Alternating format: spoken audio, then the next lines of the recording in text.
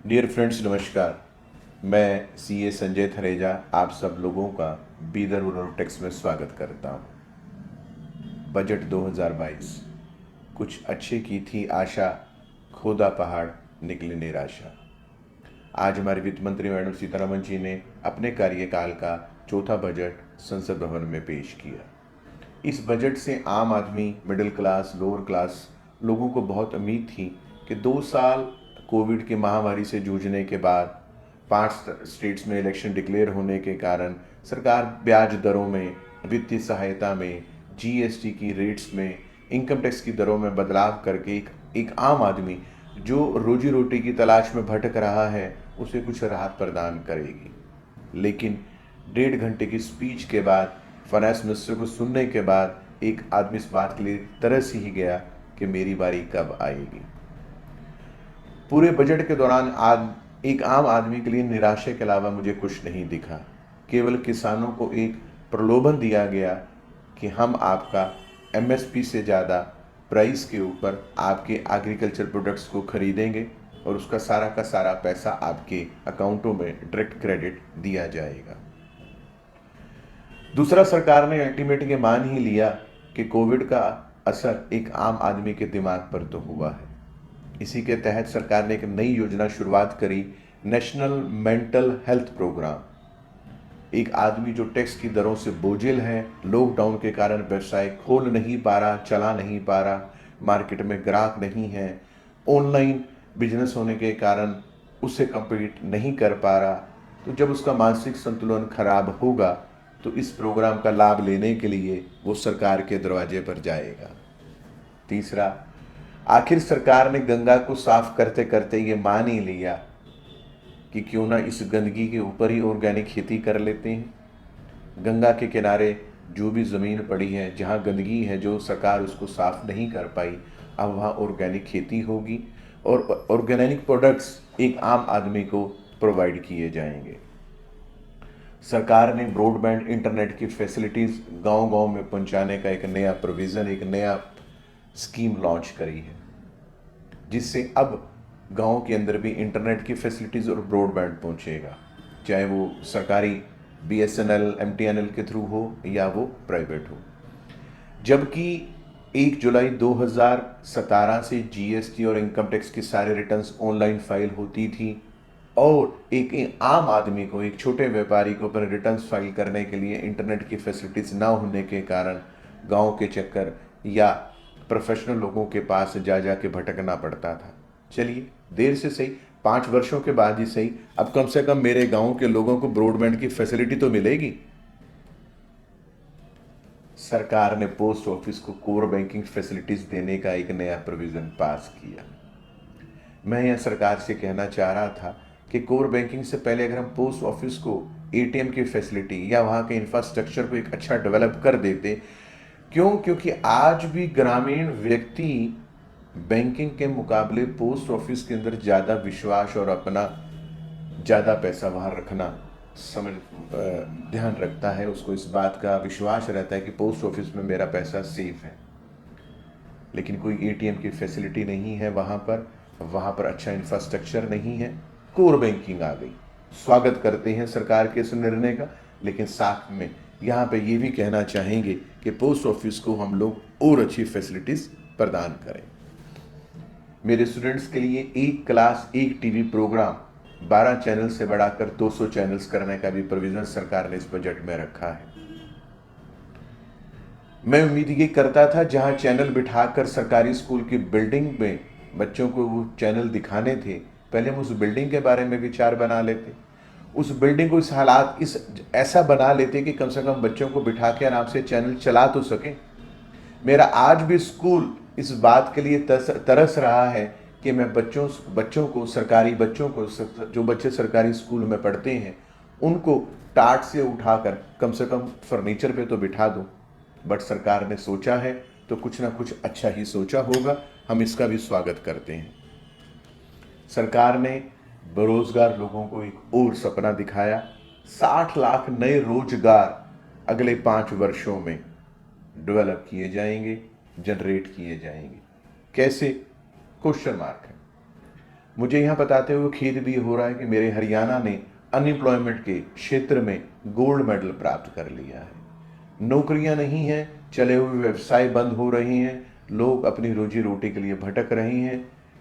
लेकिन सरकार ने अगर ऐसा कुछ प्लान किया है कि वो जनरेट कर पाएगी, तो कोई ना कोई उन्होंने इस चीज का विचार भी सोचा होगा।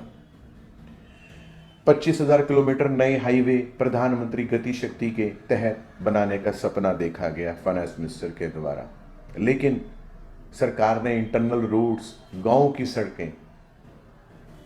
की सड़कों से मंडी तक माल कैसे पहुंचेगा, कच्ची सड़कें कैसे पक्की बनेंगी, इंटरनल रूट्स की अगर आप शहरों की हालत देखें तो बहुत पुअर क्वालिटी हो चुकी है। कोई प्रोविज़न नहीं है, कोई खर्चा उसके बारे में प्लान नहीं किया गया। लेकिन हाईवेज बनाने का जो सरकार ने इतना बड़ा एक्सपेंडिचर सोचा है और इतने बड़े 25,000 किलोमीटर्स को इस स्कीम के अंदर जोड़ा है, सराहनीय कदम है, हम स्वागत करते हैं। भारत ने अमेरिका की राह पर चलते हुए डिजिटल पासपोर्ट बनाने का फैसला किया है, जिसके तहत अब आपको आपके पासपोर्ट में एक चिप मिलेगी जिसके अंदर आपकी फोटोग्राफ, आपकी फिंगर चिप्स और लास्ट 30 विजिट्स जो आपने बाहर के देशों में की हैं, वो आपकी सारी हिस्ट्री उस चिप के अंदर आपके डिजिटल पासपोर्ट के अंदर अवेलेबल होगी, जो इस साल सरकार इस स्कीम के तहत लॉन्च करने जा रही है। सराहनीय कदम है। लेकिन अगर सरकार इसके साथ साथ शहरों में पासपोर्ट बनाने के केंद्र भी बढ़ाने का विचार करती, तो एक आम आदमी को शहरों में जा के या मेट्रो सिटीज़ में जा के पूरा दिन लगाकर भी अपना पासपोर्ट बनवाने के लिए समय ना खराब करना पड़ता। सरकार का लक्ष्य 80,000 मकान गरीब लोगों को देने का इस बजट के अंदर है। एक तरफ सरकार गरीब लोगों को मकान देना चाह रही है और दूसरी तरफ वही जमीनों के रेट बढ़ा के, सर्कल रेट बढ़ा के आम आदमी से, एक मिडिल क्लास आदमी से स्टैंप ड्यूटी लेकर अपना रेवेन्यू बढ़ा रही है। मैं चाहूँगा सरकार इसके अंदर भी कोई एक अच्छा सा तालमेल बनाए कि एक आम आदमी का या एक गरीब आदमी की जेब पे जो इतना हैवी टैक्सेस रेवेन्यू उसको स्टैंप ड्यूटी के रूप में सरकार को देना पड़ता है, सरकार उसके ऊपर भी कुछ ज़रूर सोचे।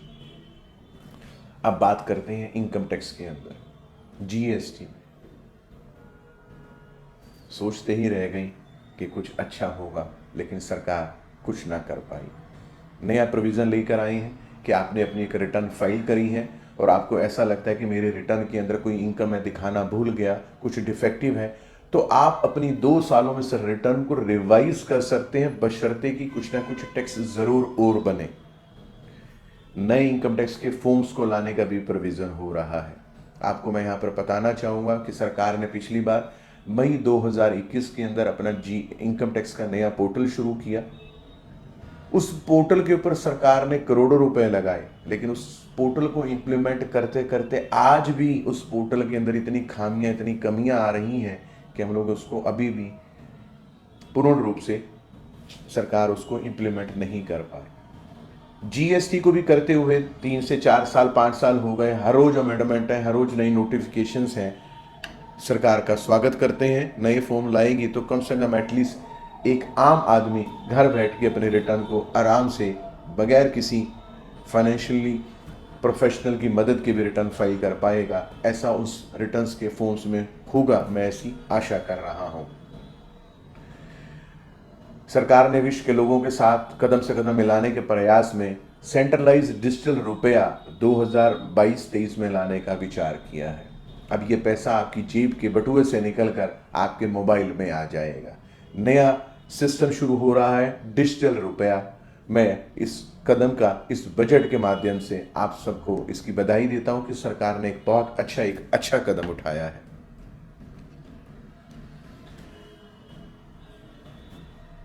सरकार ने एक नया प्रोविज़न और लॉन्च करना शुरू किया है, प्लान किया है कि अगर आपके यहाँ कोई सर्च होती है और आपकी अनडिस्क्लोज इनकम वहाँ पर निकल कर आती है और आपको उस अनडिस्क्लोज इनकम पे कोई टैक्सेस पेड करने हैं, लेकिन आपने पिछले रिटर्न्स के अंदर कोई लॉसेस आपने सरकार को शोध किए हुए हैं, तो ये जो लॉसेस हैं आपकी अनडिस्क्लोज इनकम से अब सेट ऑफ नहीं हो पाएंगे।